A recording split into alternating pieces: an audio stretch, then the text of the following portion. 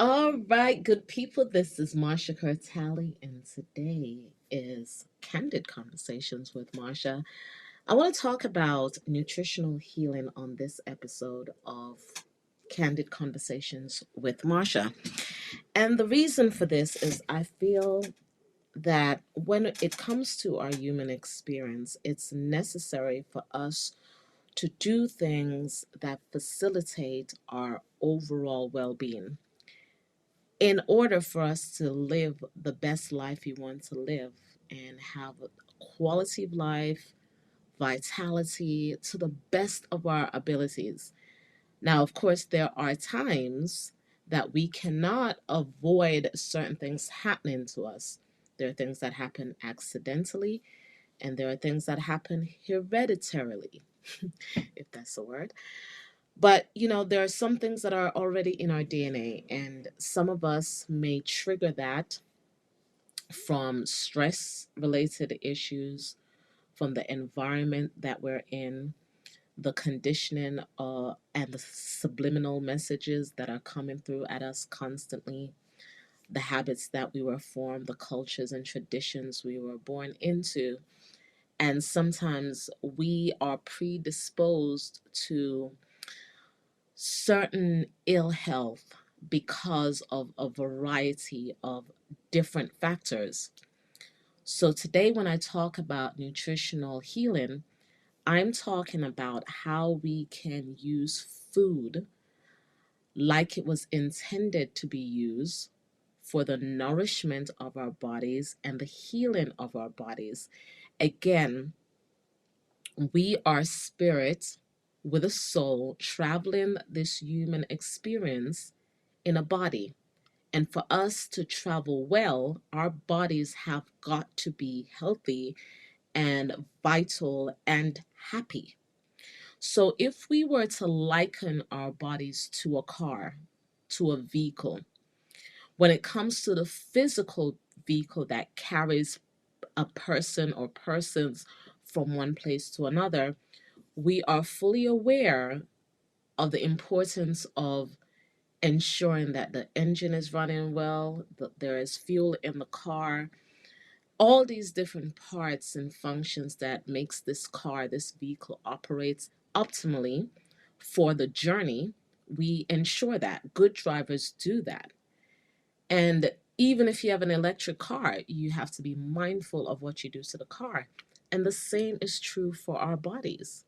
We have to be very mindful of how we treat ourselves because ultimately what we do and how we do it is going to contribute to how well this body drives, how well this body travels. Hello, Cash. Thank you for joining me today. And so, today, when I talk about nutritional healing, again, it's about us using food as it was intended to be used. Now, yesterday, I was having a conversation in my WhatsApp group, Candid Conversations with Marsha. And in that, we were talking about alcoholism, and we're talking about how alcohol has really contributed to some awful situations in people's lives. Awful. And then we think about as awful as alcohol is, it is legal, and a lot of people do turn to it. And the question is why? Why is it that so many people turn towards alcohol for a variety of reasons? So, like if we go out, for example, to a social event, it's very unlikely that people are not going to be drinking. And if you choose not to drink, someone's going to look at you sideways. Like, as a woman, is she pregnant? It's probably one of the first questions. Um, that's a good question too, Cash. Why is it legal? That is a good question. Why do we think so? The question was twofold, really. On one hand, it's why is it legal? Why is alcohol legal? And then why do we turn to alcohol to help us deal with all of these things? Yeah, I do think it comes down to profit. A lot of it comes down to profit. because people do benefit. Thank you, Facts Porcupine Podcast, for joining me. A lot of people do benefit from people's pain, from people's demise. That's why there are lots of scammers out there. There are people who are ready and willing just to pounce on someone else. So when we talk about, yeah, profit for someone's demise, for someone's pain, for someone's trauma, even the business of healing has become a very uh, business profited industry. Everyone is now in the industry. Not everyone, I say everyone loosely, but some people are in the industry of healing because it is profitable. Because we know there are a lot of people dealing with ill health and unwellness and anxiety and depression, and someone is out there to profit from it. So that is a very good point, that it's about profit. So then the second question is, why do we turn to substances that we know are harmful? Alcohol is one of them, but then we have other mind altering substances as well, including food. And someone mentioned in the group yesterday that some of us are addicted to we're emotionally addicted to other people, always seeking out validation from other people. That's why some of us are really addicted to social media, because we are sitting up there very much addicted, emotionally driven, and we want that hit. So why, that's the second part of the question. Why are we turning to these things? Um, right, definitely. When you look across any industry, so Cash said, I mean, look at the podcast, Podbean Livecast, because I'm streaming through Podbean right now.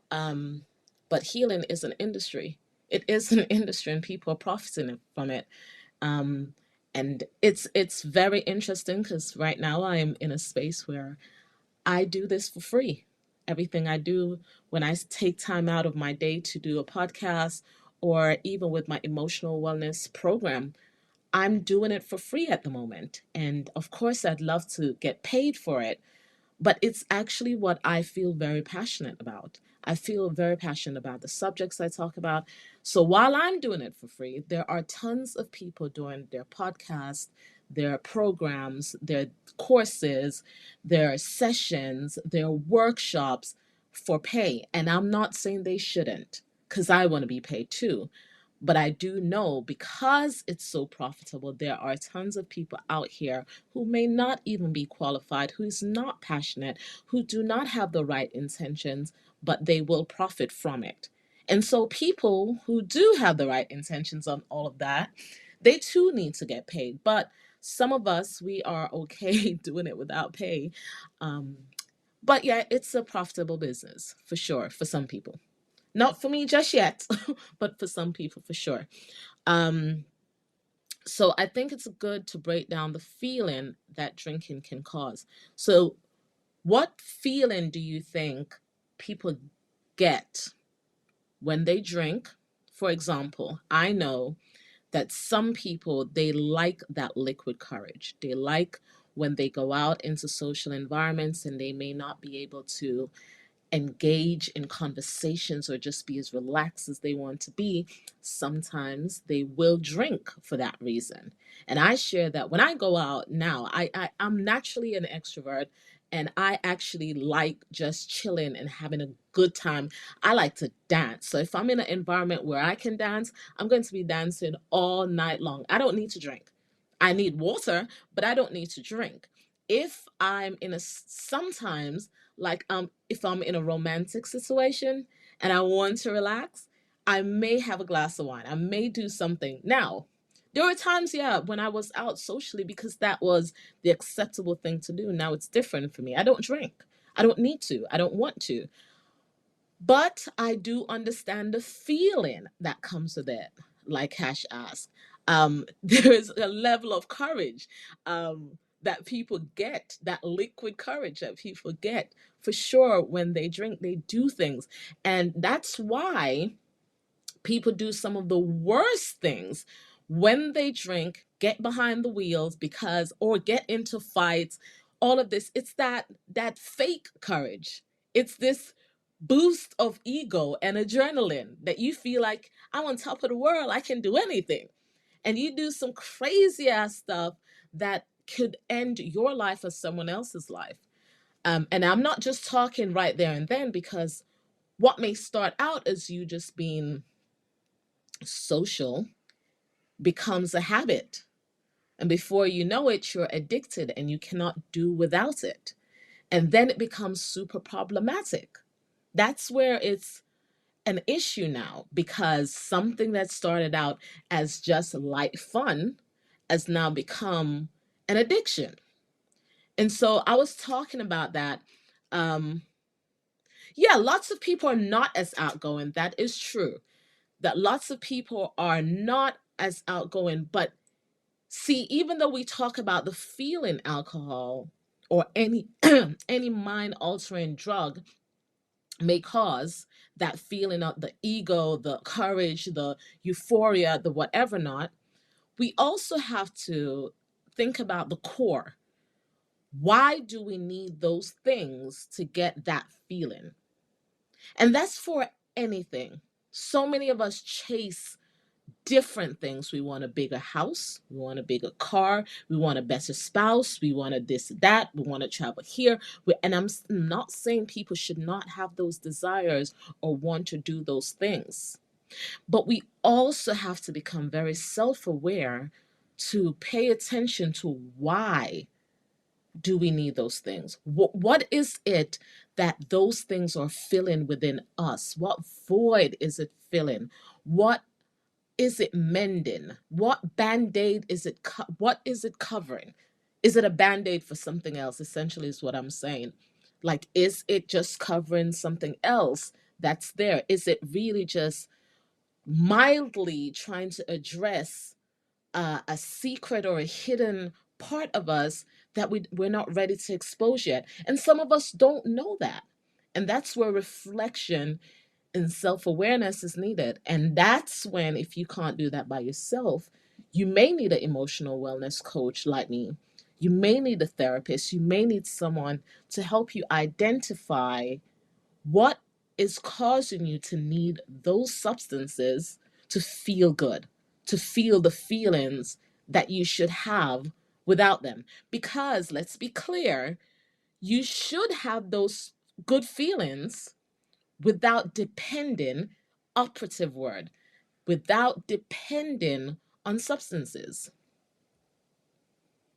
So when you say that is a technical solution that is suggested to everyone, tell me more about that. What do you mean by the technical solution? Because, yeah, you're right. We do say, and sometimes it sounds so cliche when we tell people, go ahead and become self aware, be reflective, find a therapist. And it does become cliche. It sounds like blah, blah, blah, wah, wah, wah. I've heard this before a billion times. We can't not say that, because that is a huge part of the solution. Just like with AA, for example, one of the first steps they talk about, if not the first step, is acceptance. You can't accept anything unless you recognize it as an issue. You can't accept it. So that is, and in order for you to be able to accept it and recognize it, you have to be aware. And that awareness comes from you knowing yourself and being, and that's where the self-awareness part comes in. Yeah, so very good point. So it's a great solution to do that. Is that what you mean, Cash? Let me be clear. Are you saying it's a great solution to suggest that people need to be self-aware and reflective and find therapy, but not everyone looks at the problem the same way? Is that what you're saying? Right, right. A lot of people, exactly. A lot of people do not recognize a problem as a problem. We don't, and the reason for this, there are people who are brought up in certain cultures, and I said this at the very intro. They're brought up in certain conditioning, right? When we came into this human experience, we came as, I'm going to say, as a blank slate. Some people do believe we came as a reincarnation. I don't know much about that, so I'm not speaking on that part, but even on that level, Say we came here as a blank slate. What we do know is that our families and our friends and our environment and our schools and the government and religion and a whole bunch of things around us affects what we believe about ourselves, our environment, and the people around us. It influences our behaviors. All of those things have a way of shaping us, right? It kind of sculpt us into becoming a product of that environment. Some people are in environments where using substances to feel that good feeling, to become courageous, to be socially accepted, because that is also true. Some environments you cannot go into a social environment without drinking. That's, it's a norm. You come, I live in the UK now, and it's normal for certain people, certain age of children, to be drinking. And it's mind-boggling to me, because what? No, unacceptable. But when you live in that environment, and I'm not criticizing people's cultural upbringing and things, but I am saying that there are some things that we were raised believing is okay is not okay. Is that fair for me to say? Um, yeah, I moved from Texas, so I'm technically, one of my nationality is American. So I mean, if now, I mean, it's tricky, right? Because I'm a black woman, my people are from the African diaspora, and certain cultures and traditions we don't even know about because those were taken, and we still have to relearn certain things. So it's tricky when you say to someone, that culture, what you're doing might not be okay, even though you were raised believing it was okay. I think you as a person realize it's not okay eventually. And that, again, even though this may sound cliche, this is where it's necessary. Self-awareness comes in. You may be in a environment where everybody does it a certain way, but something within you, it just doesn't sit right for you, or it's not working for you. Like you might pay attention to the people around you, and you realize that actually it's not even working for them. They're just doing it and doing these things, but it's not working for them. So actually, maybe we need something different. Maybe we do need a change. So it is tricky, because an external person may not be in the place or the person to say, hey, what you're doing is not okay. The way you're raising your children is not okay. Someone from the outside, it may be trickier for that person to say, but sometimes that's what is needed. Sometimes that's what it's needed. And you are going to, it's like if you are in a cesspool and that's all you know, you're not gonna know it's a cesspool until someone introduces you to something different. And that introduction may come through you reading a book. That's what happened with me. I started reading. When I went to high school, even in Jamaica, high school, college, university, when you start going to places and you realize actually there is another way of doing what I've thought to be been the only way. Because that's the thing too. It's not that it's not okay, but you might have thought that's the only way. The only way for me to address my problems is to drink them away, not talk about them, don't cry, man up. That might be the only way you thought was to handle situations, because that's all you knew. That's all you were taught. That's it, until you're exposed to something else. Now, how do you define needed? And in the context of me saying, um, I'm trying to remember what I just said, Cash. In the context of me saying that, what did I say? Why did you say that? In define needed? But in general, when I say, oh, you want to, yeah, sure, come on in. No, no, put the invite back, Cash, so you can talk. It'll be easier that way. Yeah, it'll be easier if we talk. But in the context of needed, this is a good point because All right. Hello, again, Marsha. Cash, and you're a speaker now. The It's not just about, even though I'm saying this again, it sounds like it's a cliche, right? To say be self-aware. But who else can tell you what you need than you? Go Yeah, ahead, yeah, Cash. exactly. Hey, how are you doing? I'm sorry to barge in like this. I just wanted to Before you remind even you get what you started, tell said. me who you are, where you calling from, all of that. Well, my name is Cash. Of course, you know that much. I'm 30 and I live in Iran. I'm a photographer, content media creator, and that's it. Cool, cool, cool. All right, do tell. So we're talk. Tell me your thoughts so far. Well, I'm really enjoying your cast. First of all, I need to say that, and thank you for your how can I say you cannot find a lot of useful content in Podbean, unfortunately, but you are talking about something important and it dragged my attention. So I just wanted to thank you before saying anything. And Yeah, thank you you. said, oh, you're welcome. And you said you need to tell somebody if, for example, they are upbringing their child in a not correct way. When there is a need to tell somebody they are doing something wrong, you need to do that. And my question is, when is that? I mean, when is it appropriate for us, any of us, to intervene in any other person's lifestyle or culture or anything to say, for example, what you're doing is wrong?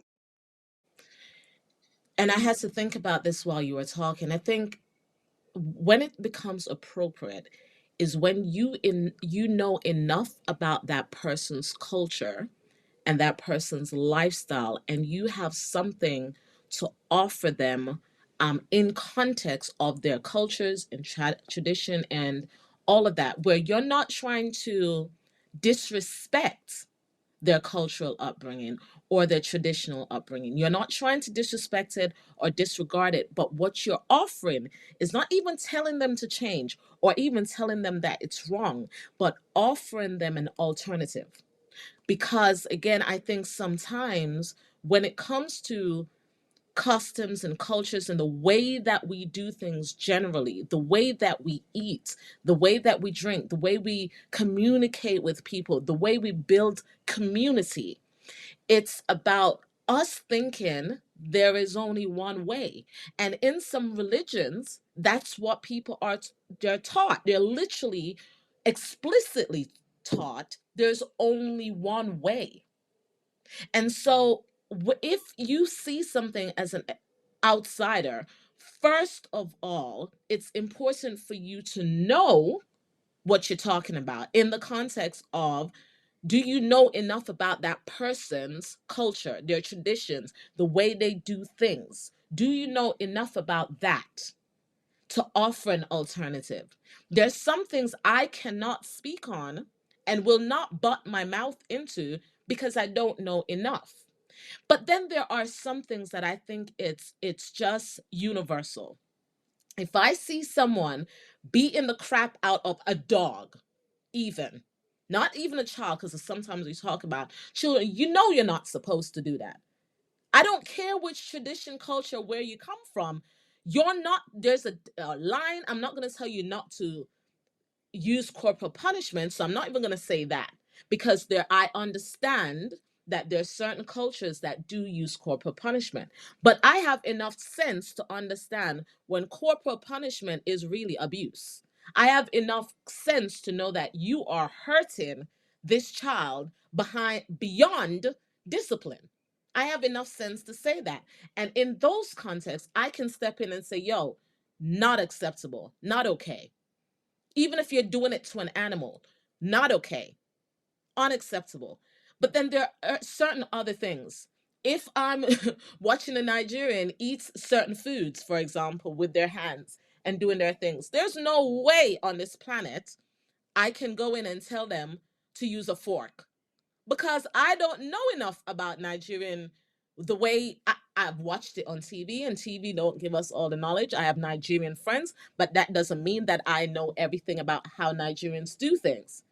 So there, I think it's important. Oh no. Let me see if I can unmute you. Oh, thank you very much. Please Are you continue. unmuted? Yeah, there you are. I can unmute you. So, um I think it takes a lot of again self-awareness, but you need to have enough information, and it does depend on the context. Does that make sense? Yeah, absolutely. I understand what you mean. And we're talking about consuming alcohol, which, of course, we know scientifically that can hurt you these days. Yep. Yeah, I totally get it. As a person who, was raised in Iran and saw a lot of weird stuff going on here as, sold to us as culture or as a religion or stuff like that. I totally understand that. um, so yeah, my question is answered. Thank you very much.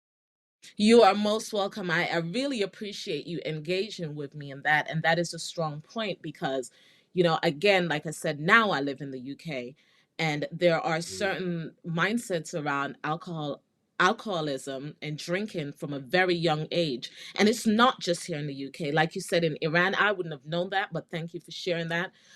In Iran, and there are certain places in the Caribbean as well. If you're a boy, it's different with a girl.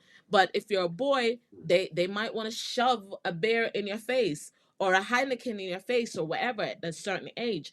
But and we yeah. grow up thinking in the Caribbean, rum is a big thing. It's a Mm, huge thing. Drinking rum is huge. So to tell a Caribbean man not to drink rum, it's like, what? It's you can't really do that, but you have to. As a Caribbean woman, I can talk to my people and say, hey, yeah, we like our rum. It makes us feel good. It tastes good in our food, but we have to do these things with limitation. We have to do mm, these things with boundaries. And this is where science backs it up as well. Like you pointed out, Cash, science is saying, actually, this is harming your body. This is what it's doing to you. So, this book that do you want me to mute you again, Cash, or are you good? it's okay. Whatever you decide, because it's your Yeah, show, of you course. can you can I stay have there. nothing If more you to say. Thank you very much. Okay, I appreciate you. Um but yeah, so I'm reading a book called Prescription for Nutritional Healing. It's the 5th edition. And it's a practical A to Z reference to drug-free remedies using vitamins, mineral herbs, and foods. And it's by Phyllis A. Balch, CNC. And it says America's #1 guide to natural health. The book itself is a thick book. I One of my Muslim friends had shared this with me a few years ago when I developed stress related hypertension, high blood pressure. And at that time, I mean, I worked out. I still work out often. I ate well. I was very active, but I was stressed out. Stressed. I talk about what stress can do to the body often because I've experienced it. Along with the stress, it's in my DNA to be susceptible to high blood pressure because it's there. It's already in my bloodline. So it's in my opinion, it's like I switched on the switch that was already in my DNA, and it's taken me a lot of discipline, new habits, remembering some old habits that were good habits to help me switch that switch off if I can, or at least manage it where it is. So this book has a ton of stuff, and it's not sponsored. I don't know these people, but I've had this book for years, and I do want to point out this, because some of us we have resources to tell us that what we're doing is not working for us. For one, our bodies have already confirmed it. something is going on within us. Our spirit is not, it's not sitting well with us. So something with that within us, and you know it's not working for you because there is some type of unwellness or dis-ease. And by dis-ease, I mean there is anxiety, there is stress, there is, you can't sleep well, you, the weight, the this, the that, there's something not really working in alignment. Something is off. And it's not always physical, because sometimes we just look at people's bodies and we say, oh, they look healthy. But that's like looking at the exterior of a house and assuming it's clean on the inside. And I've watched enough of these hoarder shows to know that the outside of someone's house could be okay, but inside is a hot mess. So you can't just look at someone's physical appearance and make assumptions. You as a person cannot look at your physical appearance in the mirror and say you're okay. That's not how you judge health. You judge your health based on different layers of who you are. Your mind, your speech. Sometimes you feel yourself slurring at the speech. You're slower at responding. Your brain is foggy. That's coming from somewhere. Oh, the title is nutritional healing. Nutritional healing. And Yeah, I I got really it. need to put that Thank on you. Thank you something. very much. um I'm still learning how to do that part. But yeah, so you have to pay attention. So this again, although you're welcome, Cash, although it sounds very cliche, although we hear it over and over and over, and I try to stay away from buzzwords because I know what happens psychologically. It's like you hear them and you kind of just glaze over it because you've heard it so many times before. So it's kind of, it loses the essence of what you're trying to say. But being aware of self does mean you can pay attention to when something is off. Something in you is off, and your body might just look all right. Because, see, the thing is, the body is pretty resilient to a certain point. It will take you. That's why when we were younger, we ate whatever, anything come to our face, we put it in our mouth, and we were good to go. We were still out here. Yay, yay. Let 30 and 35 come. Nay. It's not working out the same way, because your body, just like, think about a car. After a certain mileage, or not even the mileage alone, but how you've been using that car over time. Right. We do it automatically. That's true. So it's like how we do it, when we're younger, we just, go in with it, just like a new car. You get in the car, you're like, I'm out. You're speeding. Oh my gosh, the amount of tickets I got, Lord, in Texas, because we have those big old highways, and I was in South Texas. Whoo, child, the speed. And then I got a motorcycle. Oh, the speed. And I love speed. Now I'm much older and I'm in England. Not so much. Plus, the speed limit is way lower. So, and the roads are much smaller and curvier, and just, I can't speed. There's just no way. Yeah. Yeah. So, the need for speed, yes. When you're younger too, though, we do that, but we have to set boundaries. And sometimes it's not until a crisis happens that we realize how important it is to slow down. And I'm not just talking about the car, I'm talking about how we live our lives. Slow down and get back to basics. So, in the beginning, you might just be driving that thing. But how you drive the car, not even how long you've had the car, or even how many miles you have on the car. I have a Toyota Camry in Texas. And that car, you would never know that was a 2012, just because of the maintenance that I did on the car over the years, um, and how I drove the car over the years. You would never know. And then the exterior looks amazing still. I always kept it in the garage, so it looks amazing. Fast forward, I have an electric car. Um, and it's outside most of the time now. So they're different. They look different. This one's already been scratched because the parking lot here, I couldn't even fit the car. The car, I didn't know how to drive the car out of the car park, like the parking lot. It was an underground parking lot. And I'm telling you, everything here in the UK is way smaller than I'm used to in Texas. So it was so, oh, so that car has already been scratched.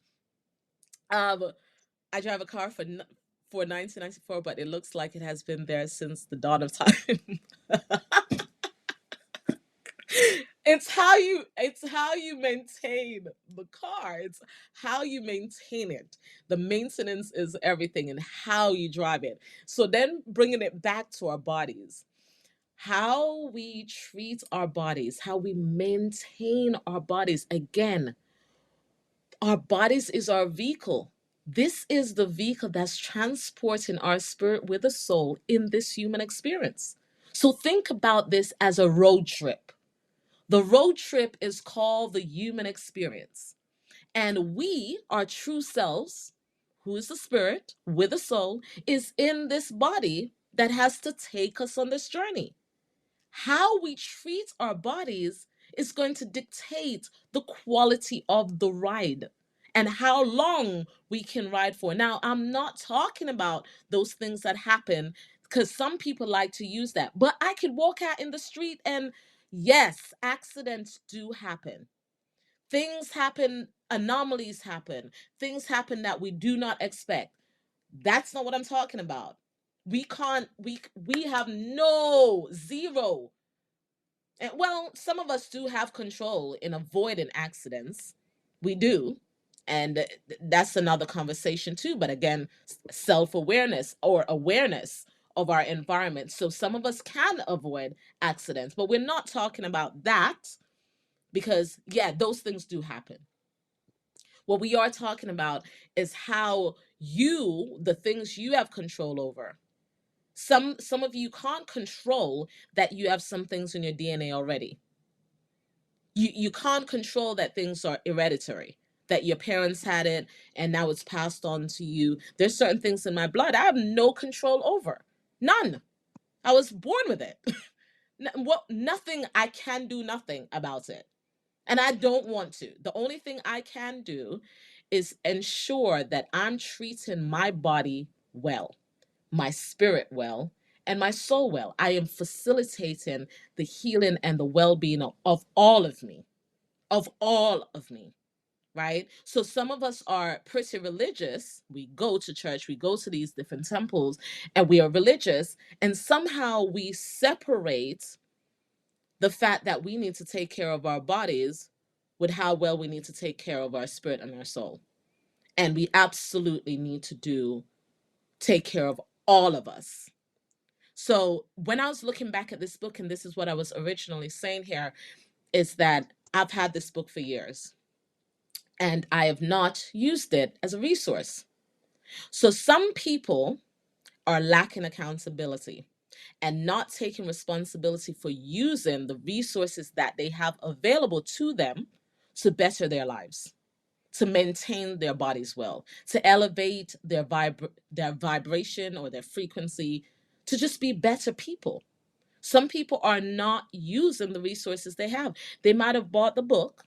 The book is collecting dust on a shelf somewhere or somewhere they can't see it. They have might have gone to a course. They may have done some things and they forget about it. They don't apply it to their lives. They just carry on in the same habits day in, day out. And those are the core things we have to talk about because there's a reason that you know something is wrong and you know you need to make a change, but the effort to make the change is too great. So you just rather deal with what's wrong. You'd rather sit in the problem and go that direction instead of putting in the work to create new habits, to create new mindset, to discipline yourself so you can create a better quality of life, a better human experience, so you can travel a lot better in this human experience. You would rather, I guess, Cash, I'll ask you this so you can pitch in on this. Why do Sure. you think people when they realize there is a problem, so say alcoholism, for example, say addiction to food. You watch 600-pound person, and they keep eating, they keep eating, they keep eating, and the people around them keep feeding them. I'm like, oh my gosh, can you please stop? Hmm. But they keep feeding them, so they realize there's a problem. They're not oblivious at Um, this point, they're fully aware. However, when you watch these shows and you observe these people, instead of putting in the work, it seems to be easier just to stay there, keep eating, keep drinking themselves silly. What do you think? Why do they do that? What's going on there? well, I think it is easier to just keep on doing what you're used to rather than trying to develop a new kind of discipline for yourself. Mm, I would definitely agree with that, because you've already created that habit. Because see, that's one of the things I don't think we understand. Whatever we do is creating a habit. Like the habit's either going to be for your good or not. It's either going to serve you or it's not going to serve you. But whatever you do is creating an outcome. It's like recently I recorded um an episode. I was just talking because I was sitting at my desk and it hit me about the duality of manifestation. Because every time people talk about manifestation, you can manifest the world that you want to live in. You're doing it anyway. The only thing is, people think that when we talk about manifestation, it's just the good things that we manifest. No, ma'am, no, sir. You're also manifesting the negative things. Because whatever you're constantly thinking about, but more importantly, those thoughts become your words and your actions, and then your habits, they are creating your destiny. They are creating the outcomes for your life. They are creating what you live in. So you are manifesting that. So we have to pay attention not just to the good, but also the things that we are creating that are not so good. But it is definitely a lot easier for you to continue in the path of that habit that you've already formed. You're familiar with it, you're used to it. You know what? You've been there long enough that you know how to navigate it. You know how to figure out this. Yeah, it's a problem, but I can work myself through it. I can. And then the unknown of, okay, this says it's going to be better. If I do this, this says it will be better. But I don't really know. Plus, it's hard. And who's going to support me? And I might lose that husband, because with the 600-pound shows that I always watch, I don't think I've seen one person who was single. They all had a partner or someone who was there feeding them. And I'm out here like, I can't find a man anywhere. I'm kidding. But it's one of those things where it's like, there is always someone there to feed you, but it becomes a lot lonelier when you decide, hey, I'm going to make a Uh, change. So I'm sometimes sorry, people don't want the Marsha. I risk. really, I'm sorry to cut you like that. I have to go, and I just wanted to say thank you for having me. No problem, Cash. Thank you so much for being here. I appreciate you. Have a great Thank you day. very much. Have a good one. No problem. But yeah, it's one of those things where it's easier. And thanks again, Cash, for showing up. I really appreciate you. And shout out to Facts Porcupine Podcast. Don't know what they're about, but they're here, and they've supported me today. So shout out to you. Thank you for showing up. And if any of you are listening and you want to join in the conversation, feel free to do so. I'm okay with that. But yes, it's definitely harder when you decide to change your path and to do something different than what you're accustomed to, what you're conditioned to do, what you were brainwashed into believing. It comes a point in your life where you have to be real responsible for even your beliefs. You have to question, are these beliefs serving me? Do you have to, this is a part of the growing up. When we were younger, we were just in a rush to get older. for different reasons. For me, it was I wanted to escape some of the things that were going on in my life. And I wanted to be an adult because I felt like I would be able to be in more control of my life and I would be able to stop some of the abuse that was happening. And so I wanted to be an adult. And now I'm an adult, I realize, and I do take it seriously, and I have been taking it seriously for a long time, that I'm responsible for my life. I'm responsible for the thoughts that are in my head. Now, I'm not responsible for all the thoughts that get into my head, but I'm responsible for the ones that I allow to stay there and fester and grow. And I am responsible for the words that come out of my mouth and the food and the things that I put into my mouth. I'm responsible for what I surround myself with, the people I allow in my circle, and who I allow to speak into my life. I'm responsible for that. I'm responsible for my actions and my habits. I'm responsible for how I treat my body and my spirit and my soul. I'm responsible for the people I allow to suck my energy from me. I'm responsible for those people who I continue to not set boundaries for and just let linger in my life. I'm responsible for the habits that create my destiny. I'm responsible for that part. And as adults, I don't think we always weigh up, or we don't always consider when we were much younger that as adults, there's going to be more responsibility than just paying bills. Adulthood is definitely about, Lord, is it about paying bills? My Lord. It's about working and paying bills, but there is more to it than that.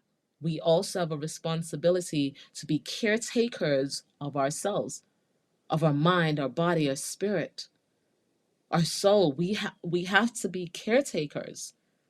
We have to nourish our bodies. We have to nourish ourselves, our overall selves. We have to nourish and care for. And so I'm looking at this book as we are about to close out in this last 10 minutes. And the book starts out, I mean, it has a lot of stuff. Just on high blood pressure alone, hypertension, because that's personal to me.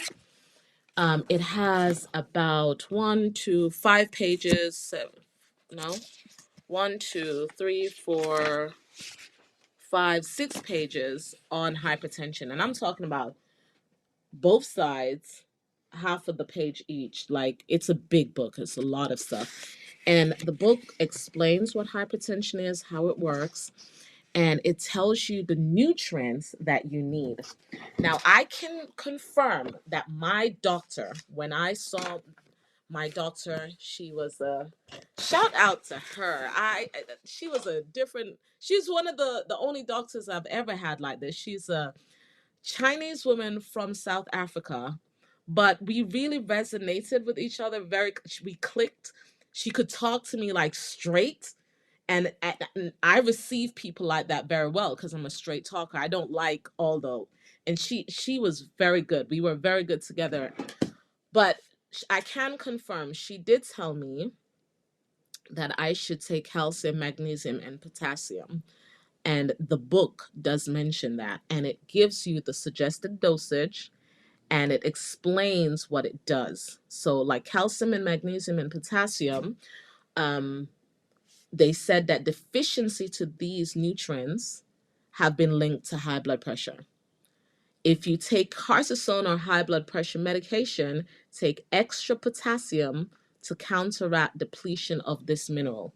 So that is something, the potassium, I take calcium and magnesium, but I try not to take supplements every day. But I am going to get better at even that, like with the potassium. Then there's CoQ10 that I was told to take as well, and the book talks about it. And it improves heart functions, works effectively to support immune system detoxification of dangerous substances. Talks about essential fatty acid, like from flaxseed oil. Garlic. Oh, goodness. I didn't even know about garlic. Wow. Because I eat garlic a lot. I'm a garlic fan. It says 2 capsules 3 times a day. It's effective in lowering blood pressure. L-arginine, L-carnitine, and some other things, selenium, vitamin E, and then it goes into, so those were the essential nutrients that if you have high blood pressure that you should be taking. Then it goes into very important ones like vitamin C with bioflavonoids, and then important ones as well and helpful ones it goes into. And it gives you some herbs like cayenne and chamomile that you should be taking. Also tells you what recommendations that you should avoid. So you should be eating plenty of fruits, vegetables.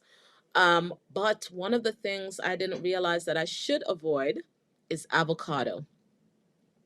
And interestingly enough, I didn't know that, but interestingly enough, I stopped liking avocado a while ago. Your body is interesting, you know. Like I literally stopped liking avocado and I loved it. In Jamaica, we call it pear. They're kind of different, but I loved pear. But it says that avocado is one of the ones that I should avoid. It says avoid all animal fats, bacon, beef, chicken liver, corned beef, dairy products, gravies, pork, sausage, and smoked or processed meats are prohibited. Oh my. So those are things like I don't eat a lot of those, but I have eaten those. And I do think all things in moderations, but this is saying prohibited. If you are serious about changing your lifestyle, and especially if you're like me and you're wanting not to take medication or to reduce medication, of course, you do that with the consultation of your physician. But there's some things that you just have to not eat or not do. Like you have to weigh up, is it worth it? Is it worth it? Is that food or drink really worth it? Is that behavior really worth it? Is that person really truly worth it? Are they really? Is it? So you have to weigh that up. And it says the only acceptable animal foods are boiled whitefish and skinless turkey or chicken, and these should be consumed in moderation only. So, although you don't have to be vegan, what it is saying you should be eating not processed food, not animal fats, and again, this is for people with hypertension specifically because this is personal to me. And that you should be getting your protein from vegetable sources, grains, legumes instead. And then avoid things like cheese and all of those. My goodness. So the another thing, fast for 3 to 5 days each month. It says periodic cleansing fast helps to detox the body. I do know that there's some health practitioners who dispute the benefits of fasting. I don't listen to those people. That's me personally, because I personally believe there are benefits to you not eating for a period of time. And I'm not saying you're not going to not eat forever. You're not starving yourself. You're giving your body a time to rest and reset. Like there are times you have to let the car sit down and you're not driving the car everywhere and you may have to clean the oil. It's that similar thing with your body. It's about the maintenance, and sometimes fasting is part of that maintenance of your body. So those people who talk negatively about fasting and they do suggest that the body doesn't require any extra detoxification because it does it naturally. Well, it does it naturally, but like everything else in our bodies, we have to help it to do its job well, and because we can hurt it. We know that we can do things to hurt our bodies doing what it's supposed to do well, like when we drink alcohol in excess, when we eat processed food in excess, when we stress out in excess, when we allow certain people in our space that we shouldn't, when we spend in excess, when we buy in excess, when we do a host of things in excess, we know that hurts us from allowing our bodies to heal and do what it's supposed to do optimally. We can prevent our bodies from doing what it was supposed to do. So those people are they talk bad about fasting, that's their business. I'm not listening to them. Um it also mentions like how certain colors and certain music can help to lower your blood pressure. So music therapy and color therapy, those are real things. and they do help. So everything isn't just about medication, but when we talk about nutritional healing, we're talking about what we are intentionally putting in our faces, in our ears, in our sight, to help heal our bodies, to help heal us from emotional traumas that is usually the catalyst for why we do some of the things we do, from those past wounds, from the challenges of life itself. Just being able to take on the different things that happen in life, we have to be able to be strong enough. And as I'm telling you this, I am convicted because I know there's some things I have to do better because I've slacked off on some of those things. And like Cash said earlier, there are, some people where just it's easier for us to stay in our habits, in what's familiar, and we stay in that place, and we it's uncomfortable to try something different, to try something new. It is.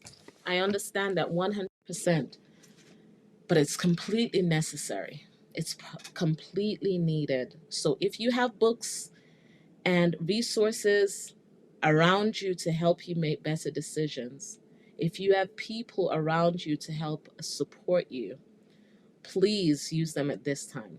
It's time for us to make a change. The spring is upon us, and it's time for new life. It's time for new life. So I'm Marsha Kerr Talley, and my goal through everything that I do, whether it's through the books that I've published and I've published for, through my podcasts, and that those podcasts are here on Podbean and also on my website and on other podcast platforms, whether it's through speaking engagement, through teaching at a school, or wherever I am. My goal, including my emotional wellness program, is to help people who are ready to get over that hump.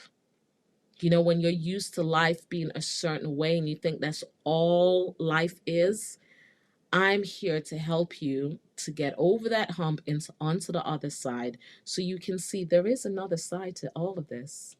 That wasn't the only way. Pain and suffering and hurting and disappointment and neglect and abandonment is not the only way.